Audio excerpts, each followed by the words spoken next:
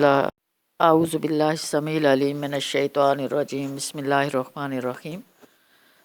سورۃ الانعام۔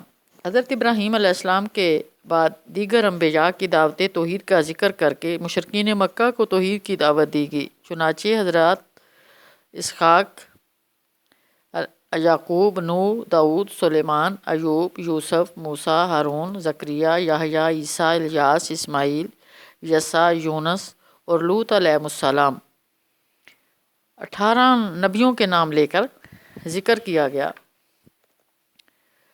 سب کوئی توحید کی ہدایت کی گئی تھی۔ اگر یہ جلیل القدر پیغمبر بھی شرک کرتے تو ان کے سارے عمل ضائع ہو جاتے۔ استغفر اللہ۔ آیت 88۔ مشرکین مکہ کو بتایا گیا کہ انہوں نے اللہ تعالیٰ کی ذات و صفات کا اس طرح صحیح ادراک نہیں کیا جیسا کہ اس کا حق ہے، اور یہ صرف وحی کی روشنی میں ہی ممکن ہے۔ 91۔ تورات کے بعد اب قرآن کی صورت میں اس مبارک وحی کا نزول ہوا ہے تاکہ ام القریٰ مکہ اور اس کی اطراف اور اکناف کے لوگوں کو خبردار کیا جائے۔ 92۔ قریش کی متکبر اور مفتری کی عادت کو عالم نزع اور عذاب قبر سے ڈرایا گیا۔ آیت 93۔ مشرکین مکہ کے خود ساختہ عقیدہ شفاعت کی تردید کی گئی۔ آیات 95 تا 113۔ تیسرے پیراگراف میں ابطال شرک اور اثبات توحید کے لیے آفاقی دلائل سے مناظرہ اور مجادلہ کیا گیا۔ اللہ تعالیٰ کی صفات کے ذریعے اس کا مزید تعارف کرایا گیا کہ وہ رب بھی ہے، زندگی اور موت کے اختیارات رکھتا ہے۔ 95۔ چاند اور سورج کی گردش کا اختیار رکھتا ہے۔ 96۔ بارش کے ذریعے سبزیاں اور پھل فراہم کرتا ہے۔ ان آیات میں اللہ کی توحید بیان ہو رہی ہے، لیکن مشرکین مکہ ان تمام دلائل کے باوجود فرشتوں اور جنات کو اللہ کا شریک ٹھہراتے ہیں، اللہ کے لیے بیٹے اور بیٹیاں منسوب کرتے ہیں۔ آیت 100۔ عقلی دلیل پیش کی گئی کہ اس کی اولاد کیسے ہو سکتی ہے جبکہ کوئی اس کی بیوی نہیں۔ 101۔ مندرجہ بالا دلائل کی روشنی میں اپنے خالق اور رب کو الہ اور حاکم تسلیم کرنے کی دعوت دی گئی۔ آیت 102۔ نو مسلم صحابہ کو ہدایت دی گئی کہ دعوت میں شائستہ زبان استعمال کریں، مشرکین کے خداؤں کے لیے غلط زبان استعمال کرنے سے پرہیز کریں، ورنہ مشرکین بھی لا علمی میں اللہ تعالیٰ کو برا بھلا کہہ سکتے ہیں۔ آیت 108۔ مشرکین مکہ کے مطالبات کا جائزہ لیا گیا کہ یہ حصی معجزات کا مطالبہ کر رہے ہیں، لیکن یہ اس قدر ضدی لوگ ہیں کہ اگر اللہ تعالیٰ ان پر فرشتے بھی نازل کرتا تو قبروں سے مردے اٹھ کر ان سے گفتگو کر لیتے اور دنیا کی ہر چیز ان کے لیے جمع کر دی جاتی، تب بھی یہ ایمان نہ لاتے۔ آیات 114 تا 121۔ چوتھے پیراگراف میں شرک فی التشریع کی تردید کی گئی ہے۔ رسول اللہ صلی اللہ علیہ وسلم کی زبان سے کہلوایا گیا کہ مفصل کتاب کے نازل کیے جانے کے بعد یہ کسی غیر اللہ کو اپنا حکم اور اپنا شارع نہیں تسلیم کر سکتے۔ 114۔ جبکہ اللہ کا قانون صدق و عدل پر مبنی ہے۔ 115۔ اس کے برخلاف مشرکین مکہ ظن اور حرص سے کام لے رہے ہیں۔ 116۔ معقولات میں حلال و حرام کی وضاحت کی گئی کہ اللہ کا نام لے کر ذبح کیے گئے جانور ہی کھائے جا سکتے ہیں۔ آیت 118۔ غیر اللہ کا نام لے کر ذبح کیے گئے جانور نہیں کھائے جا سکتے۔ آیت 121۔ آیات 122 تا 135۔ اس پیراگراف میں قریش کی مجرم اور مغرور قیادت کے مکر و فریب کا پردہ چاک کیا گیا ہے۔ قریش کی مکار قیادت اکابر مجرمین کو متنبع کیا گیا کہ روز قیامت یہ عذاب شدید سے دوچار کیے جائیں گے۔ ان کا مطالبہ تھا کہ ہم اس وقت تک ایمان نہیں لائیں گے جب تک ہمیں بھی رسول بنایا نہیں جاتا۔ آیت 124۔ اللہ تعالیٰ اہل ہدایت کا سینہ اسلام کے لیے کھول دیتا ہے جبکہ گمراہ لوگوں کے سینے گندگی سے تنگ ہو جاتے ہیں، چنانچہ وہ ایمان نہیں لاتے۔ 125۔ توحید کی دعوت ہی صراط مستقیم ہے۔ آیت 126۔ اس کا ثمرہ جنت ہے۔ 127۔ انسانوں اور جنات دونوں کو آزادی اختیار عطا کی گئی، لیکن وہ ایک دوسرے کو گمراہ کرتے ہیں۔ اختیار کے صحیح اور غلط استعمال پر جزا و سزا کا انحصار ہے۔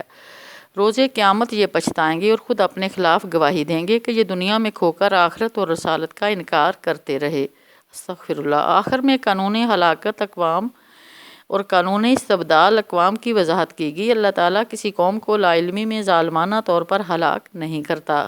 قریش کو دھمکی دی گئی کہ آپ اپنی جگہ کام کریں اور ہم اپنی جگہ، بہت جلد معلوم ہو جائے گا کس کا انجام بہتر ہوگا، ظالم ہرگز فلاح نہیں پا سکتے۔ آیت 135۔ آیات 136 تا 154۔ چھٹے پیراگراف میں قریش کی بدعات کا ذکر کر کے ان کے شرک فی التشریع کی وضاحت کی گئی۔ مشرکین پر فرد جرم عائد کی گئی کہ یہ مویشیوں اور کھیتوں میں اللہ کے علاوہ غیر اللہ اور شرکاء کے حصے مقرر کرتے ہیں۔ 136۔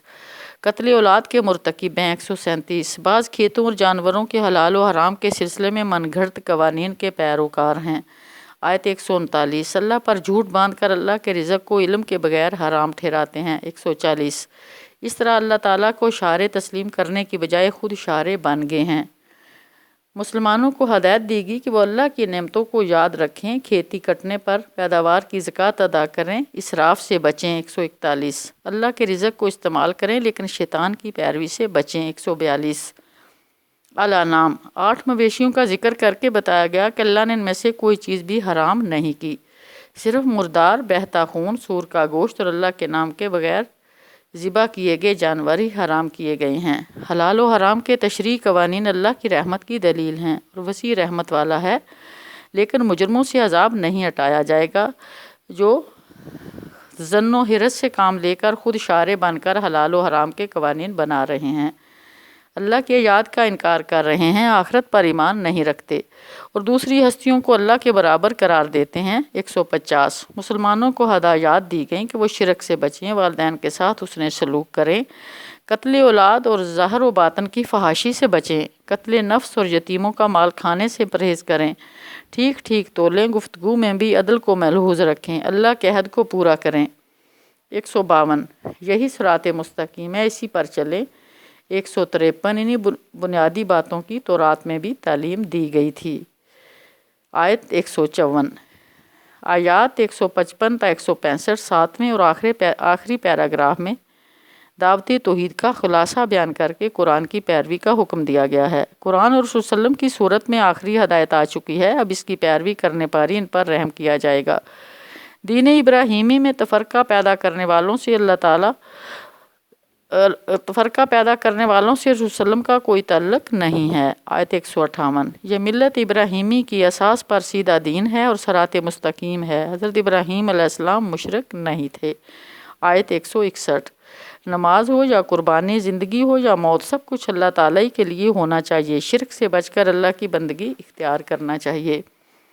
روز قیامت دوسرے بوجھ نہیں اٹھائیں گے، اس لیے انسان کو خود اپنے اعمال کی فکر کرنی چاہیے۔ آیت 164۔ آخر میں بتایا گیا کہ انسان کو خلیفہ بنا کر بعض کو بعض پر فضیلت دی گئی تاکہ لِیَبْلُوَکُمْ فِیمَا آتَاکُم، یعنی جو کچھ عطا کیا گیا اس میں آزمائش اور امتحان لیا جائے، اور اللہ تعالیٰ سریع العقاب بھی ہے، غفور الرحیم بھی ہے۔ آیت 165۔ مرکزی مضمون: بنی اسماعیل میں ملت ابراہیمی اور عقیدہ توحید کے سچے وارث قریش مشرکین مکہ نہیں بلکہ محمد صلی اللہ علیہ وسلم ہیں۔ بنی اسماعیل مشرکین مکہ کے اس مباحثہ اور مجادلہ کرتے ہوئے شرک کی مختلف قسموں پر تنقید کے بعد توحید کی قسمیں اور توحید کے تقاضے بیان کر دیے گئے ہیں۔ قریش کو اللہ کی حاکمیت اور تشریع کے بارے میں صاف صاف بتا دیا گیا ہے کہ حلال و حرام صرف اللہ تعالیٰ کا حق ہے، اور اس بارے میں قریش کی بدعات خود ساختہ ہیں۔ وآخر دعوانا الحمد للہ رب العالمین۔ اللہ